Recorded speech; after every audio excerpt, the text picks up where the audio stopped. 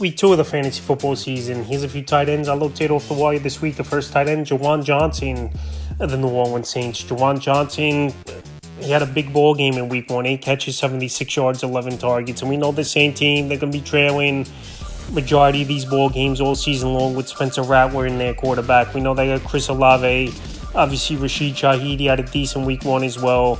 But someone else has to step up in this offense as a third option, and obviously it was Juwan Johnson. And with Taysom Hill out a majority of the season, they're going to be more of a traditional offense where Rattler, he looks to run at times as well, no doubt about it. But Johnson, big ball game Week 1, available in 99% of fantasy leagues. Like I said, 8 catches, 76 yards on 11 targets. In Week 2, it's going to be more of the same trailing versus the 49ers coming to town. So I think Juwan Johnson, definitely someone for fantasy owners to go out there in deep leagues and get. I don't think it's a fluke. Like I said, they're going to be trailing a lot of games, and to get 11 targets, especially with a young quarterback, like I said, his best friend and security blanket is always the tight end position. Next tight end, Jonnu Smith of the Pittsburgh Steelers. Jonnu Smith, he found the end zone in his Steeler debut on a little bit of a jet toss from Rodgers to him where he took it in the end zone, hitting the pylon. 5 catches, 15 yards and a touchdown in his debut with the New York Jets. So Week 2, a decent matchup versus the Seattle Seahawks, where they came off a tough loss versus the 49ers in Week 1. And Jonnu Smith last season,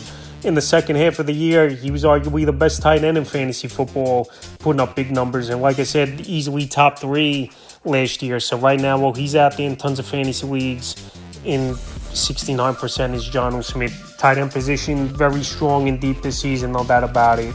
And this offense, besides DK Metcalf, they need other players to step up, and we saw it in Week 1. Calvin Austin stepped up, Jonnu Smith stepped up, but there's not really one number 2 clear-cut option in this offense in the passing game behind Metcalf. So Jonnu Smith definitely nailed this week, coming off the touchdown.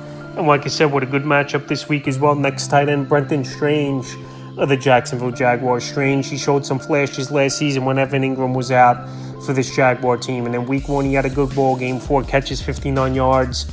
In that one, it was for Brenton Strange in the victory versus the Carolina Panthers. So Week 2, tough matchup at Cincinnati in terms. They got to put points on the board to keep up with that offense. And Brenton Strange, he's a big kid.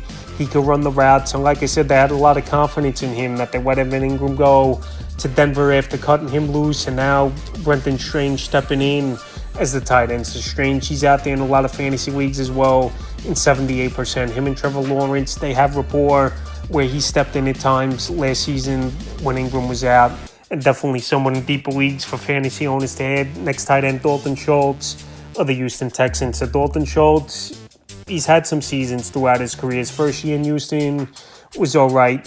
His couple years with Dallas going back, he was pretty decent. In Week 1, I know it was only 3 catches, 28 yards and 5 targets, but someone else in this offense has to step in as the number 2 option. And we saw Los Angeles double team and take out Nico Collins in Week 1, where he didn't do anything in that one. 3 catches, 25 yards. And Schultz, he had 5 targets in the game. We know a young quarterback like C.J. Stroud, security blanket as well, could be the tight end position. We know they got Jaden Higgins, Xavier Hutchinson, Christian Kirk. Those 2 other players, like I mentioned, they're not obviously developed yet and reliable options. They got to be more consistent. So Schultz, I think, could be that consistent number 2 option until Christian Kirk returns to the lineup, possibly for this Houston Texan team. So right now, if you need a tight end in deeper league, Schultz out there in 94% of fantasy leagues. And the final tight end, Jake Tonges of the San Francisco 49ers. Jake Tonges stepped in for George Kittle after he went out with a hamstring injury, and we don't know how long George Kittle possibly is going to be out. But Jake Tonges, a big touchdown at the end of that ball game with the Seattle Seahawks. 3 catches, 15 yards, and a touchdown. And we know this offense doesn't have a lot going on as well as his 49er team. Ricky Pearsall, he had a big ball game, no doubt about it. George Kittle, he found the end zone early, then left with the hamstring injury. We don't know what his timetable is going to be. Juwan Jennings left the game as well with a shoulder injury in his MRI. So this Niner team coming into the year in the receiving room were banged up. And now with George Kittle possibly out with the hamstring, now if this MRI shows structural damage or labrum or dislocated shoulder or something, that's obviously not going to be good for Jennings. And with Tonges scoring a big touchdown in a key part of the game, obviously Purdy had some confidence in him to go to him in that part of the games. And Tonges now with this injury to all these guys and a good matchup coming at New Orleans in deeper leagues, Tonges could be a nice add for fantasy owners. And like I said, with all these injuries, he could be a decent part of this offense for a few weeks. That's a few tight ends I looked at off the wire for week 2 of the fantasy football season.